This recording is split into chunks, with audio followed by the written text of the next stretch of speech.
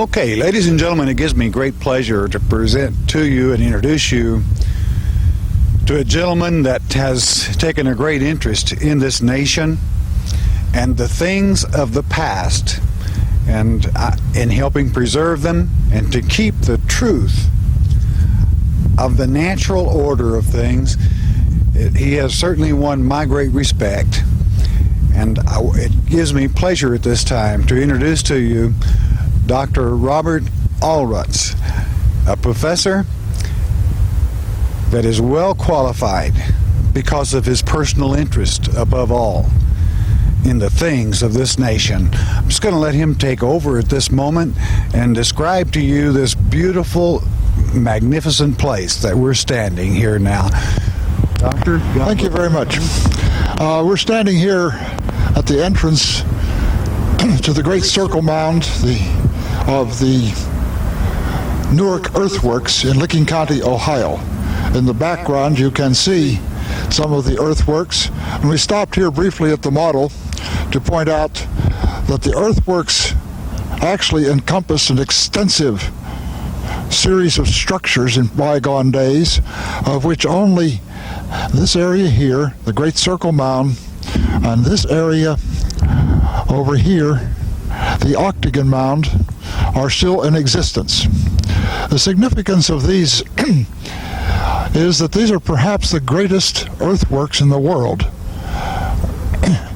of the mound builder period, which was somewhere around the beginning of the Christian era. In the background, we will take you up so that you can see the mound and get a better view of it than you can with that truck in our background. Thank you.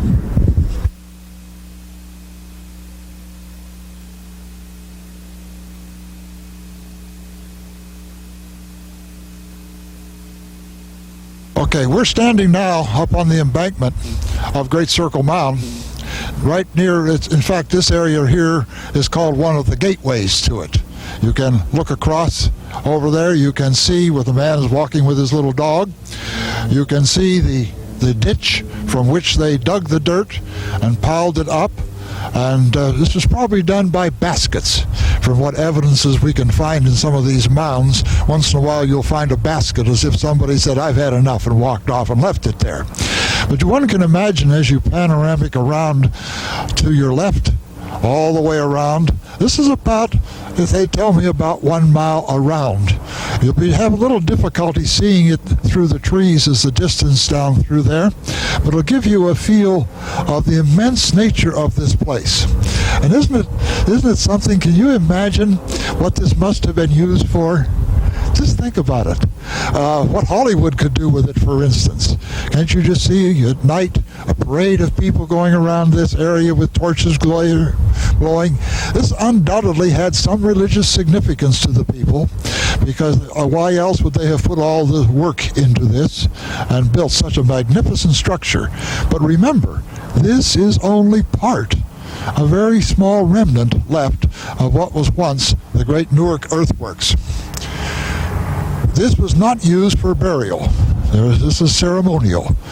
Whether there are any burial associated with it, none have ever been found.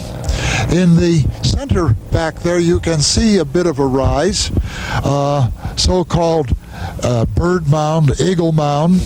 That has been excavated in part, and nothing was found within it, so it's not a burial mound.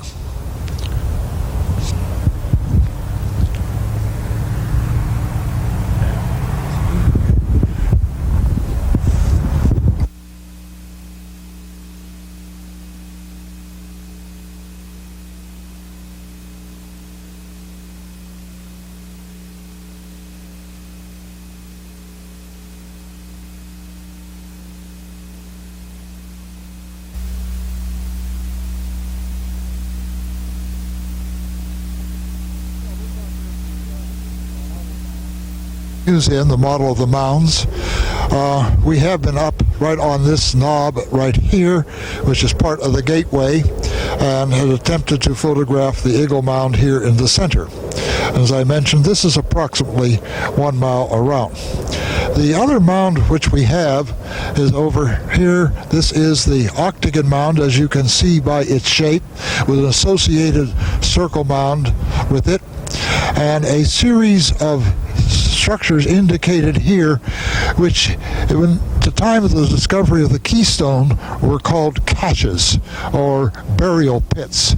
And it was in one of these, this one, possibly this one here, that David Wyrick, together with his son, opened up the whole question of the Newark Holy Stones, because it was there that they uncovered the yellow keystone containing Hebrew characters on its four sides.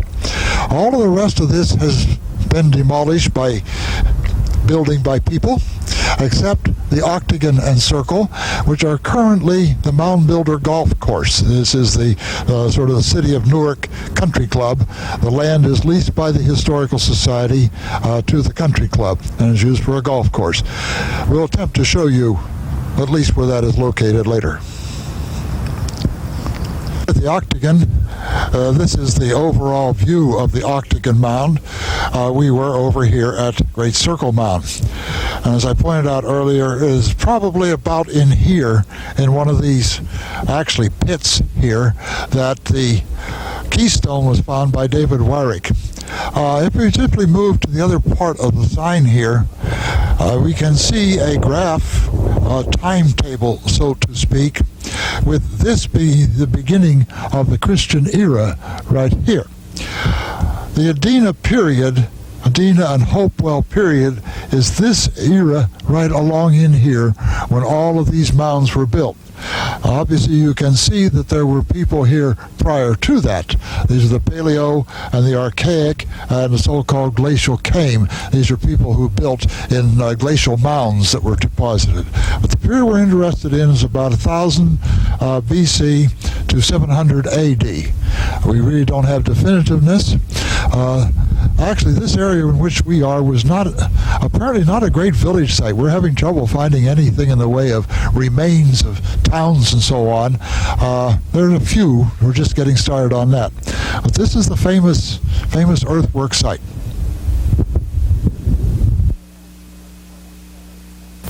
And bless your hearts, as you notice by that chart, we're talking about 100 to 200 BC that these events transpired.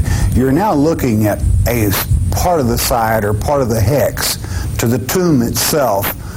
And how fantastic. We see a modern day golf course here that keeps it up. Modern day in complementing, if you would, that has been 100 to 200 years BC. Now, I want to show you, if I may, part of the reason that caught our interest in this area. At the same time, I would like to give you my opinion, call it an authority, if you like, but it is supplementation or supplication to what we have learned, what has been said, and I'd like to give you my opinion. From our Father's Word, we have an advantage in many cases, though some might disagree, be that as it may. But being familiar with our Father's Word, we are able to recognize many things that are utilized in the symbology. So I want to go back to the very first mound, or part of the mound that we visited. I want to go to this area that is called the Big Circle, the Huge Circle. Within it, we have 30 acres. Now, it's important that you remember that. You'll remember, as the good doctor told us, this is called the eagle. These two objects in the center of this huge 38-acre circle.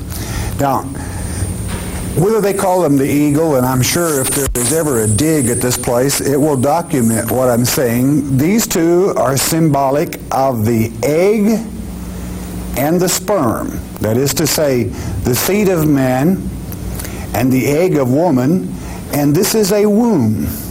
I wish you to note that the opening is very near the opening of a cervix.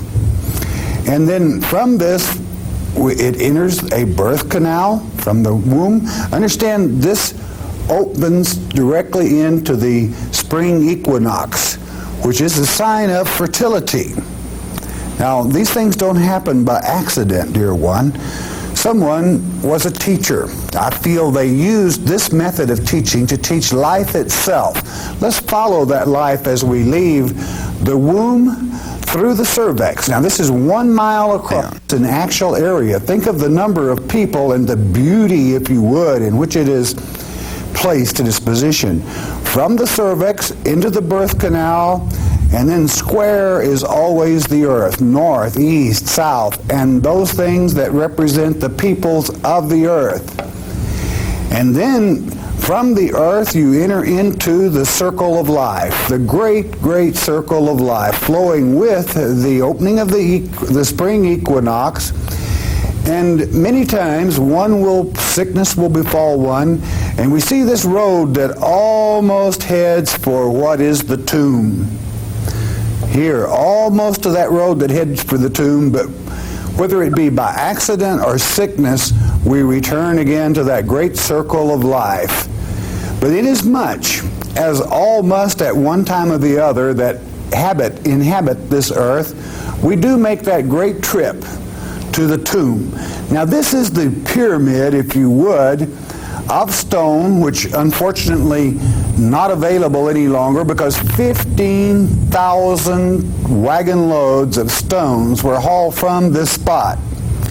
You will notice also that there are 30 acres within this circle. As there were 30 acres in the womb that gave birth, then that holds 30 acres die. I'm using that. You could use a number, but be that as it may, I'll give you a number in a moment. But now, this is one of the tombs in which the Holy Stone was found. The leaders were buried in this general area. It was here that our gentleman discovered the Holy Stone. But with this being the tomb and of death, now hold on to your hats. It enters into another womb. This womb does not have an opening as a cervix, but a bridge. The bridge to life, or that is to say the womb of eternal life. That life after death, drawn out in symbology whereby through the ritual, once each year, they gathered from hundreds of miles at this great area and went through this celebration of life itself, yes, even into the eternity. Now, one thing that adds a great deal of authenticity to the fact that it is the Holy Stone, you will remember, and I want to switch back to the chart one more time if I may. You that are scholars, listen closely. 30 acres in this circle, 30 acres in the tomb, which is to say, all that are born in flesh die in flesh. But only 2/3, this circle, this eternal womb is only 20 acres, meaning we lost 1/3 from here to here. How fascinating, inasmuch as this work by carbon test and other methods that we have 100 to 200 BC. How precious. 100 to 200 BC. You understand what I'm saying? That's before Christ. That is before Christ. Someone knew. Who was this someone? Well, we will find out from the Holy Stone itself. We can tell a great deal about this individual, a great deal that he brought to pass as he used this method of teaching, which is not uncommon. Certainly, someone would have to be familiar with the book of Jeremiah. Someone would have to be familiar with the book of Zechariah and many of the writings to understand that third that fell in the world that was, as well as the third. Remember the barbers cut the hair 1/3, 2/3, and then the third that is literally destroyed, as well as the little remnant. That little remnant always teaches, dear one. It is God's plan and it is His purpose. This is my opinion of the Mounds at Newark in Ohio, and how precious they are. At this time, I want you to hear the story of a great man, I feel, a man that perhaps was not respected in his community and was doubted a great deal. If this document accomplishes any one thing other than teaching you concerning America before Christ, I hope that we can do it as a monument to this man that spent so much of his life, which brought nothing but sorrow as he tried to teach these things and show the authenticity of the Mound people of Newark, Ohio, that we can honor him in doing that and certainly thank him for that he has presented for us.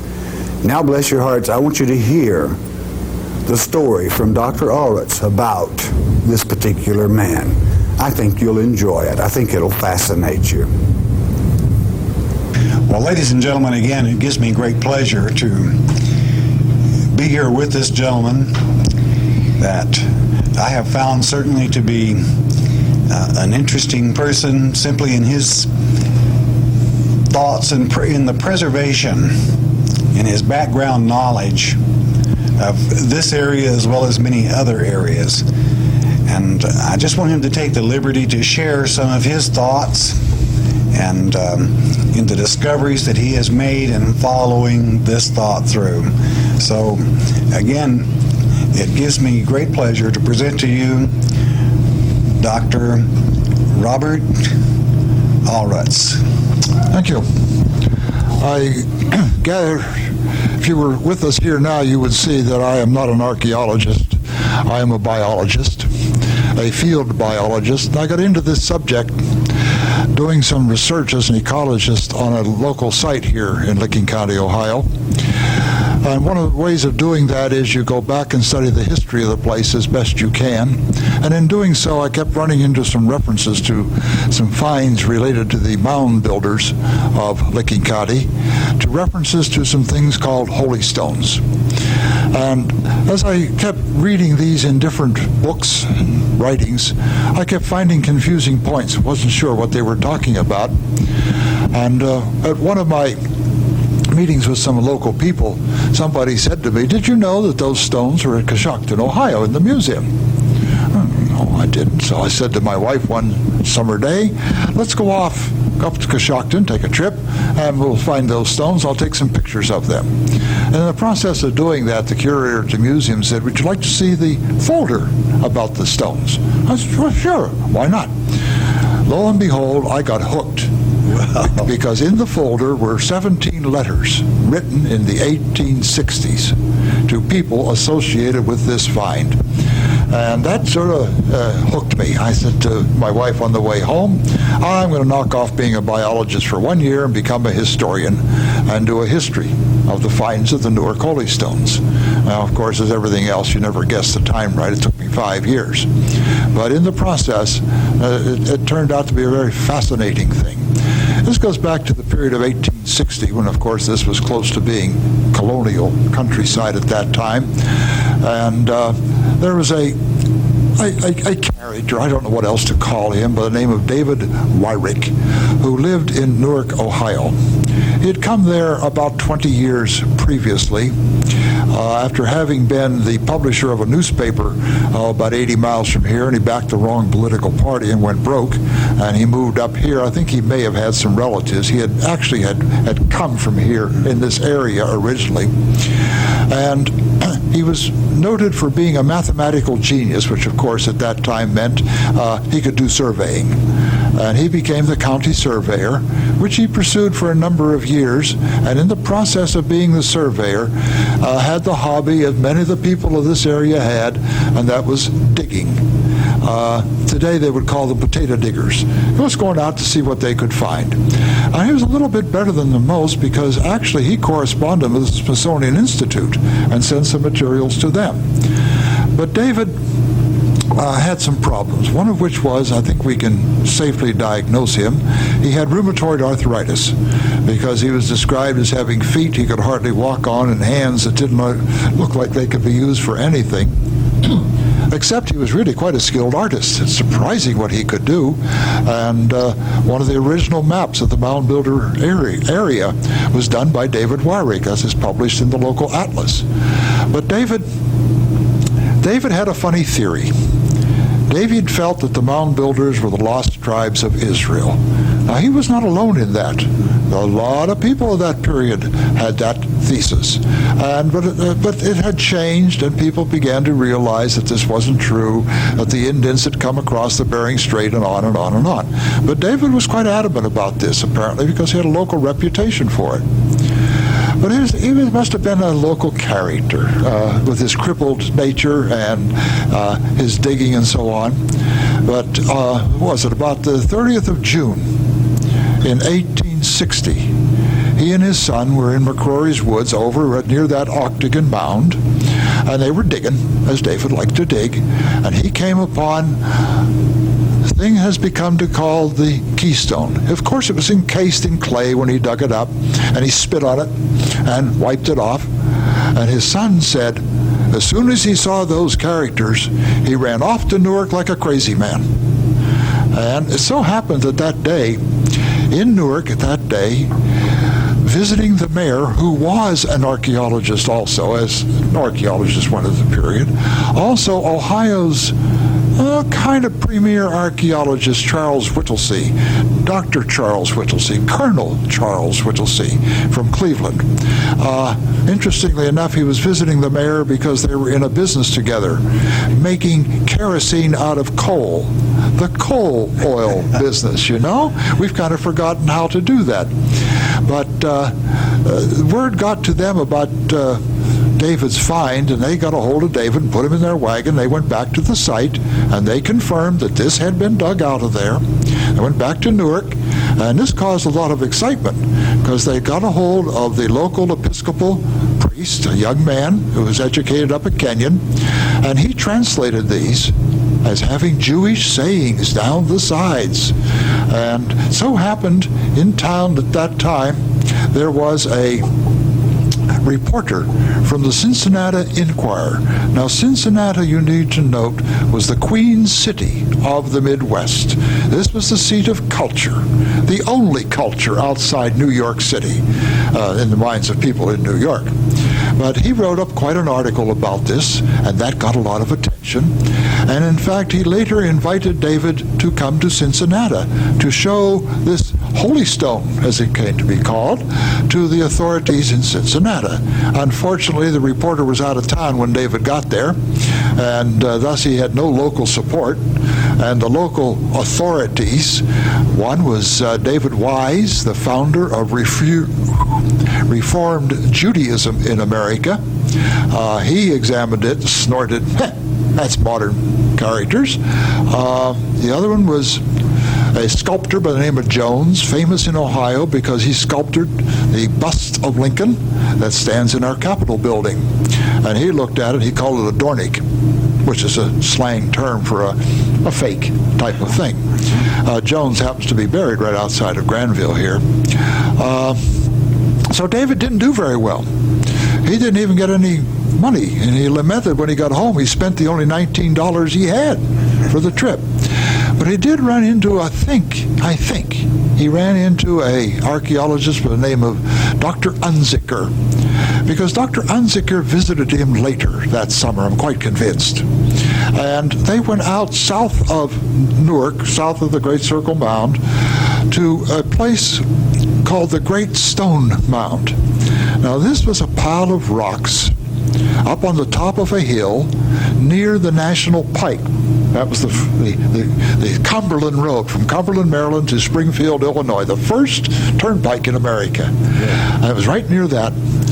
And this is actually how I got into this stone business, because over at Buckeye Lake, a reservoir for the canal system, they discovered they needed rocks to rip-rap the dike.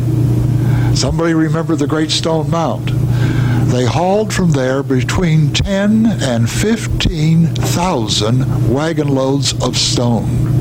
That's cubic yards of stone. And in the process removed the only large stone mound known in America. But in the process they uncovered some earthen mounds that were underneath the Great Stone Mound.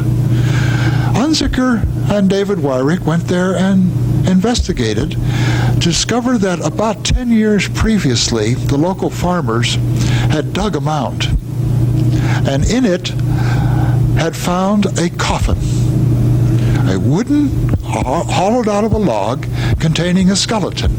Now, why they didn't do more, I don't know.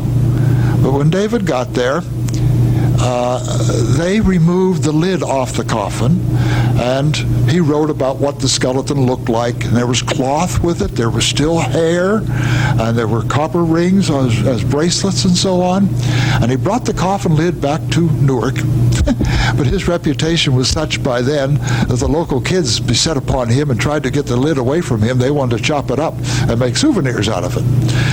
Interestingly enough, a souvenir was made of it later.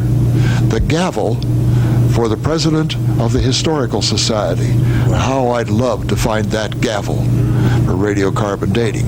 But anyway, in November, David and a local party went back to the Great Stone Mound to get underneath where the coffin had been.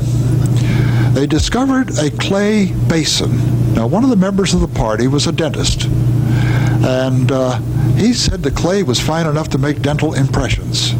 And David was down in this hole digging, and he struck something, and he used his shovel to pry it up. And lo and behold, here was a carved stone box. And the dentist said he jumped out of the hole 12 feet, screaming, "Look what I found!" They decided, they examined it carefully. It was a box made of two parts. But they wouldn't open that till they got back to Newark, so everybody could see it. And one of the men says, "Well, look, there's a hole in the end." And he blew in the hole, and it fell open, and out came the Decalogue stone. This was a black stone. Now, this is a plaster cast of it, and it is painted black. It doesn't look quite like the stone because of the shine that this has. But they hurried back to Newark and got a hold of their Episcopal priest again, and lo and behold, here on the surface is a carved figure, masculine looking but with a dress, so people interpret it as being a priest, above whose head in Hebrew is the word Moses. And all over the surface of the stone are Hebrew characters on every surface, which have been translated now repeatedly, as the Ten Commandments. Not in perfect Hebrew, not without mistakes, and so on. Now, one of the interesting things this doesn't show, you'll notice there's a handle on the bottom. The handle was broken off in this delicately carved stone box. I don't have a model of the box, it costs too much. But the broken handle is interesting, because in the tradition of the mound builders, if you were burying something, it had to be dead. So you broke it to indicate its death. Was that true of this? We do not know. This stirred up another furor. In fact, David was by this time suffering, because by then he had heard about an article written in New York and published in Harper's Weekly declaring this stone an absolute fraud and David the perpetuator of the fraud. This is written by some reporter in New York who didn't know David, didn't know anything about it, but nothing out of the West could ever be good because it wasn't New York. So David wrote a little paper to try and refute this. And I think when he was in Cincinnati, he bought a Jewish Bible to try and do his own translation, because the story sort of disappears at this point. Now we're talking about the period of 1860. The letters that I found in the museum many were replies to David from a man in New York who was the president of the Ethnological Society, putting David off because David was bankrupt. There was no Social Security. He could no longer work. How was he going to live? And he was trying to sell the stones to the Ethnological Society or to anybody in New York. But this was the period of the uproar relative to the Civil War, and he couldn't find a buyer. We don't know what happened, but we do know that in 1864, on April the 15th, David, who had been taking laudanum, which was over-the-counter medicine, opium if you will, for his rheumatoid arthritis, David took an overdose of laudanum and committed suicide. That was also 2 days or 3 days after he had received notice of the sheriff's sale of his property. He was bankrupt. We don't really know what happened then. David was buried in a cemetery in Newark. But in 1867, the man who had somehow bought these stones, we don't know when or how, whether David sold them to him or whether it was part of his estate or what, who was a collector, bought them, came back to Newark and made a dig at the Great Stone Mound site in another mound and found yet another stone with possibly Hebrew on it. I have not had that translated.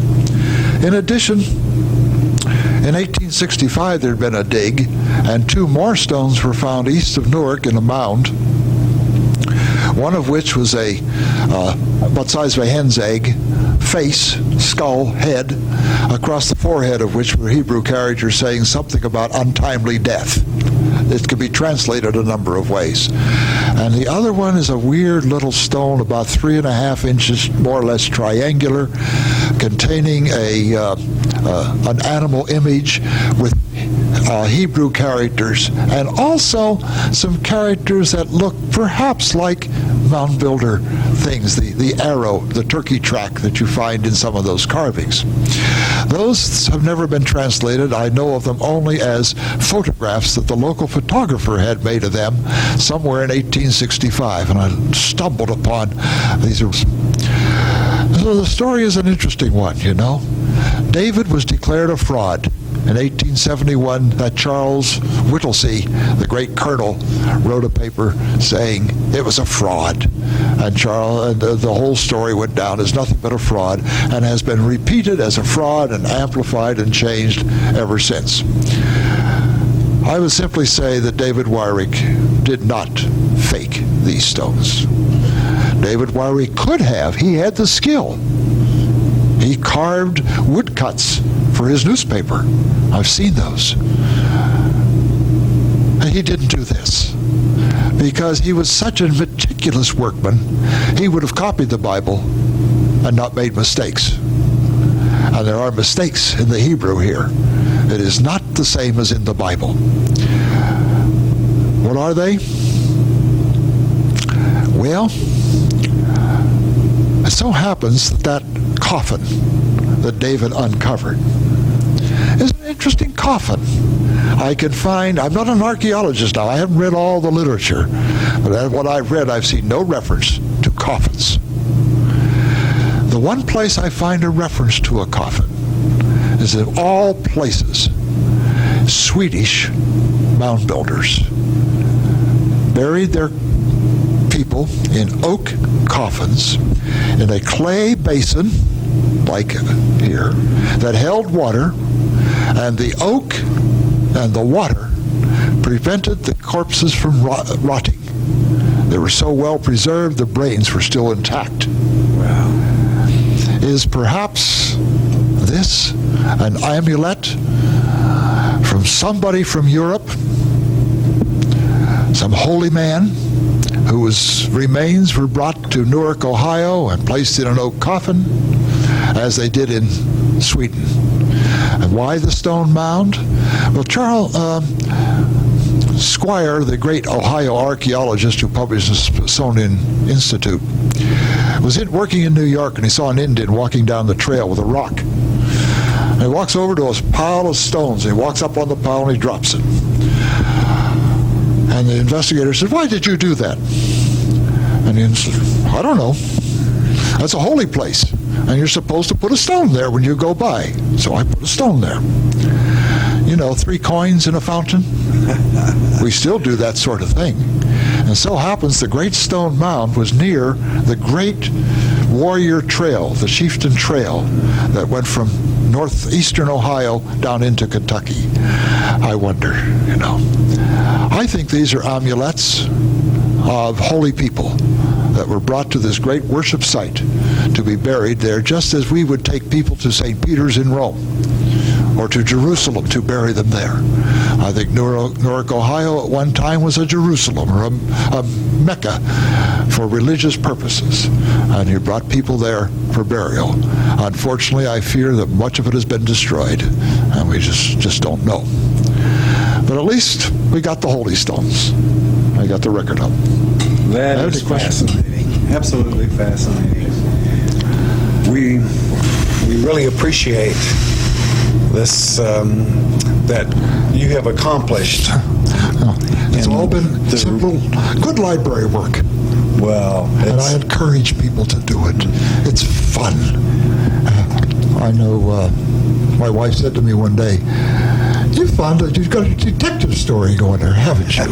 Because each little find would lead you to something else, And it is a fascinating story. And it's a fascinating story of people, too. Of poor old David Wyrick. I feel sorry for David. I'm going to take up a collection someday and put up a tombstone for him. I think so. I think that would be wonderful. It's been a pleasure, and we really, Dr. Olitz, appreciate You're very welcome. The time you shared with us, and I know that coming by these facts, when you're marching the backwoods and so forth, putting it together, and yet I know one thing. I know you well enough in the visit we've had that's where you feel at home, that you enjoy that. Well, I'm a scientist. Yes. That's what we do for a living. All right, bless your hearts. Here we have the replica of that beautiful keystone. That stone, rather the holy stone, that is to say, that stone with those Hebrew letters upon them, those letters that caused a man a great deal of problems in his life. Why? There was one rabbi that originally observed this from the beginning of Wyrick's interest in these beautiful mounds here at Newark. And he was an honest man. After that, I cannot speak that strongly or that kind to the rabbis that advised or gave opinions, for they simply, as you will discover in the footnotes to this, in Cincinnati, as this man was led there, lied about him. Outright, bald-faced lied. Why? They did not wish that the 10 tribes have recognition in this nation. Well, it's here, and there's nothing they can do about it. This documentary is done in memory, in part, for this one Wyrick that gave his life, you might as well say, researching this. Now, had there been a scholar available at the time, they could have documented readily, inasmuch as they found an old Hebrew Bible in Wyrick's home.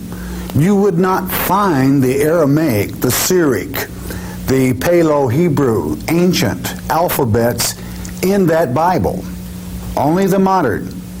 Therefore, documenting the authenticity of this stone.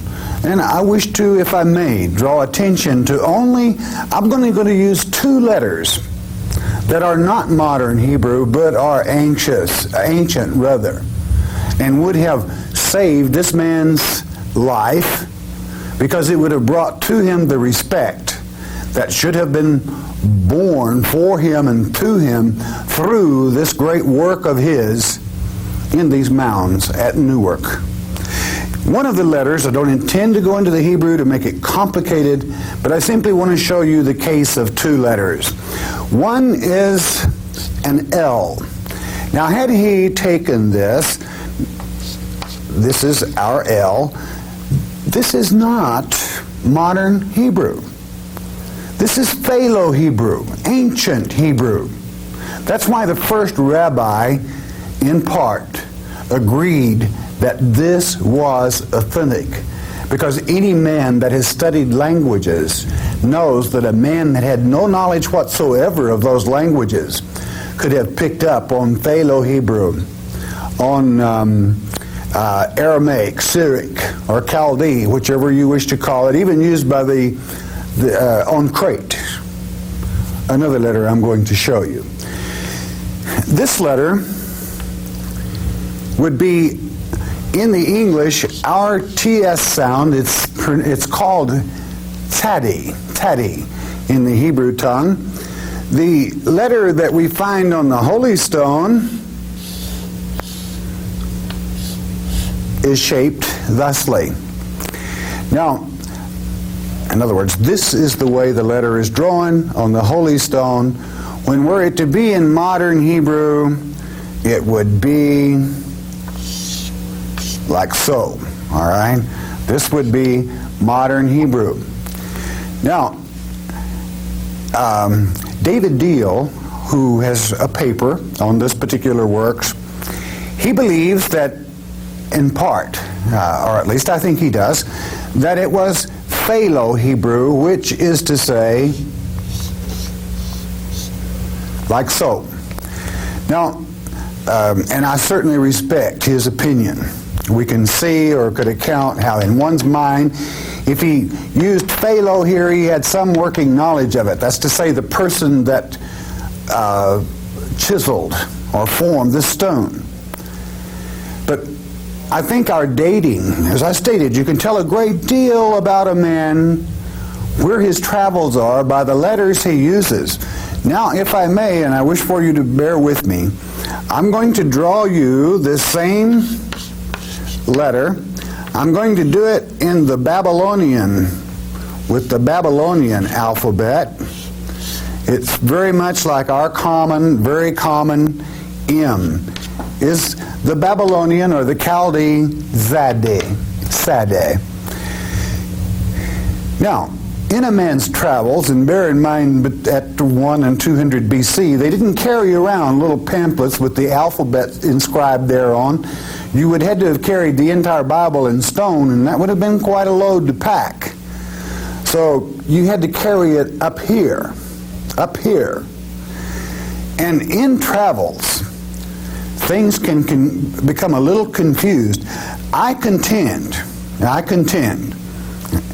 that this man, inasmuch as he knew Phalo, it started him remembering this V, but then no doubt coming from Crete or from the language where the Chaldee was used, which all of our people used it after the captivity of Babylon. No big deal, all right? Daniel has several chapters written in it. That's no big deal. I contend that the man remembered this Babylonian letter, or Chaldee, or Syriac, or Aramaic, whichever you wish to call it, it's all the same. And remembered it in his mind, confused it with the Phalo Zadi, and rather than making an M of this way, he simply drew the bar line as you would start in Phalo, and then took this V and inserted it on top. This is used 5 or 6 times on the stone, and the letter is consistent each time, documenting the fact. Now, a poor man like Wyrick, he could have done this? No way. No way. It is genuine, absolutely genuine.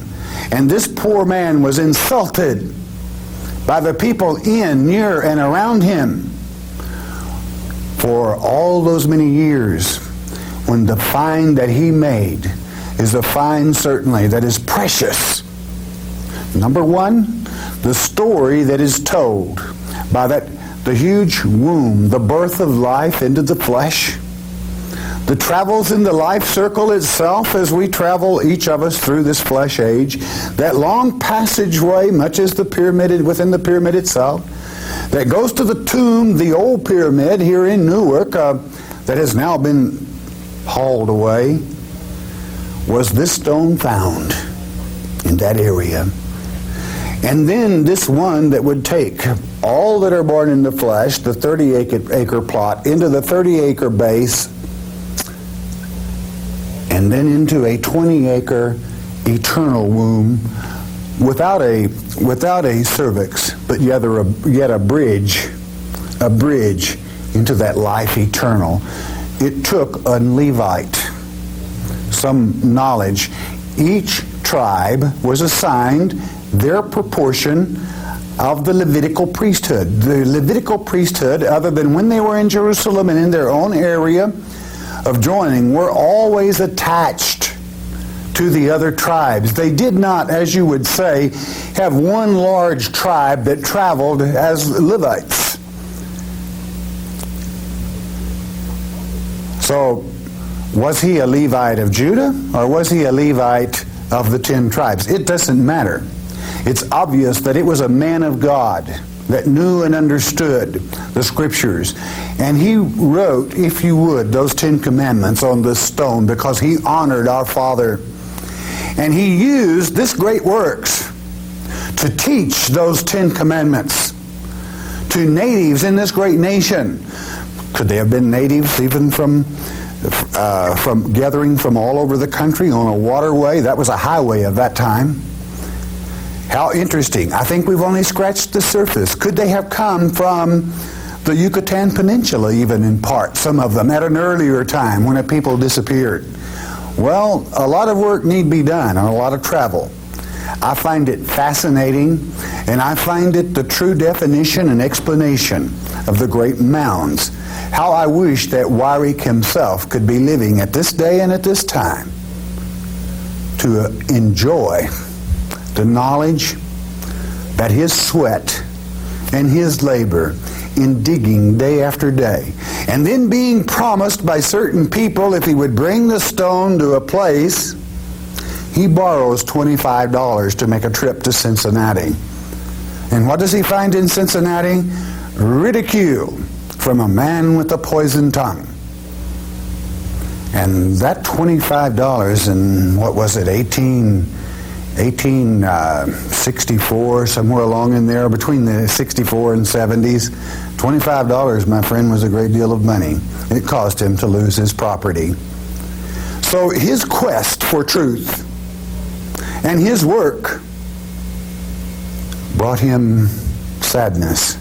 But may you, dear friend, at the price that was paid for it, enjoy the knowledge that we gain from this great works by a civilization before Christ. My dear friend, you are there. The atlas drawing of the entrance to the mound with the eagle mound in the background back there.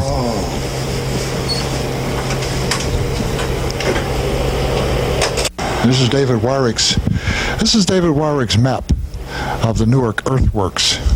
And this is Great Circle Mound here. This is the Octagon Mound, one we think is perhaps a moon observatory with a smaller circle associated with it. And I think right in here somewhere is where the keystone was found. This is a signature of David Wyrick. A survey of this section of record and so on and so forth. This is when he was the surveyor for Licking County. I don't know whether you want this or not, but you notice here this is a James M. McCrory Woods. This is where David found the keystone, was in this area here.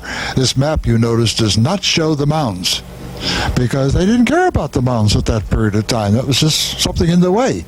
You know, they couldn't build as well because the mound was there. You had to flatten it off first. Again, David's map, and the arrow I have added based upon the manuscript of that map, which I found up at the Western Reserve Historical Society. So I think we're pretty certain as to where David found the keystone.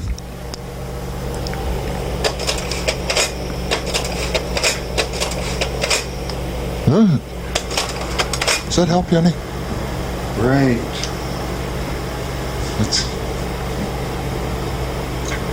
And this is the keystone itself, right? Pictures you've taken. Can't hear you. These are pictures you've taken? Yeah, I took pictures of the stone. I copy things. All right.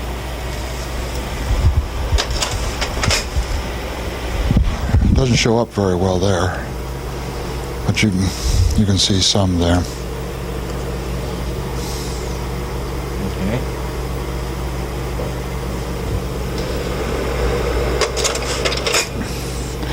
These are David's drawings of the keystone, and translations of them here.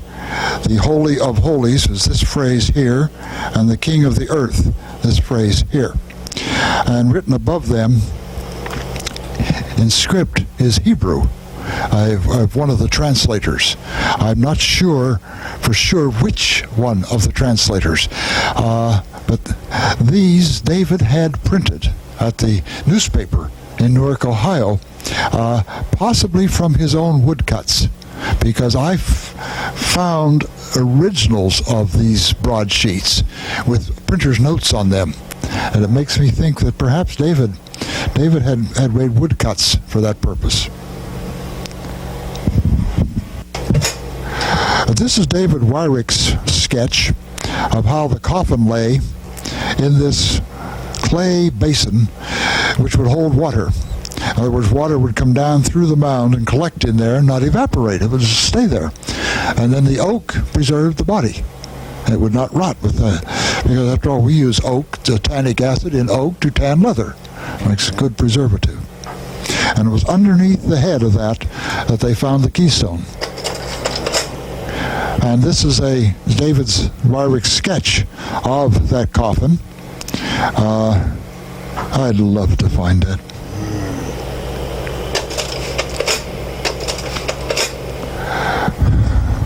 That help you any? Yeah. This is a Decalogue stone, and you can see on this quite clearly. Yeah. This is the original, by the way. This is not a cast. This is where it was glued back together when the handle was broken off. It doesn't show the fact that it is a handle too well, because you have a black space there. Alrighty. Okay? And I think the inverse is there. Shows the other. This is a very fine-grained sandstone. I asked my geology friends, what do I want to call this kind of thing? And they said, I don't want you to get in trouble, but we geologists would classify it as an alabaster. That does not mean that necessarily it came from the Mediterranean, because there's alabaster all over the world. It's a very, very fine grain of sandstone, very soft. You can carve it very easily. And interestingly enough, this was carved by vertical precision, pushing something sharp down into the stone. And so it's made up of little holes. The keystone, on the other hand, very clearly is scraped in. So they're not carved the same way, which also makes me feel that David didn't do them both. I was excited about this one. I thought perhaps this one had been faked by the dentist in this story. He drifts in and out as a fakey character. I don't trust Dennis anyway. And I think he is responsible for declaring David the faker. I think he is the one. But you can find that story in my little paper. This is the box in which it was found. Notice how it is carved to hold it, and here's that raised portion on the stone. Now these cracks resulted from the fact that the stone was shipped to New York in the box, and in the shipment process got broken. I'm not sure whether it was on the way to or on the way from New York, but it got broken and was patched. Now one of the things that intrigues me about it, notice these grooves right here that match grooves in the lid of the box. Why? What were those grooves for?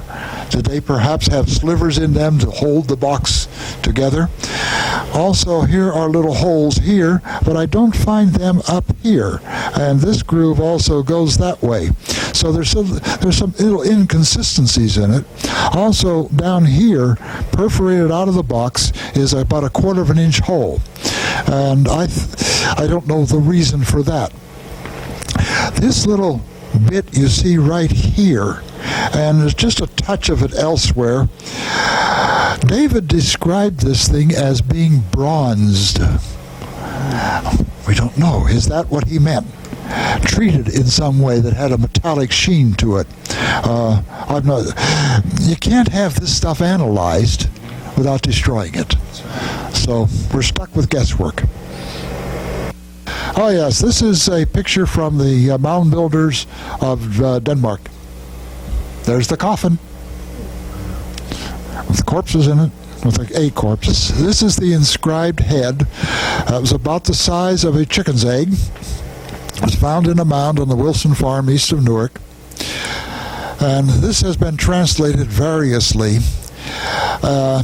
If you are a Mormon, you translate it, "I am a neophyte," because that is a significant term in Mormon beliefs. Others translate that, "I'm a newborn, I'm an unfortunate death." It just depends on how you translate it.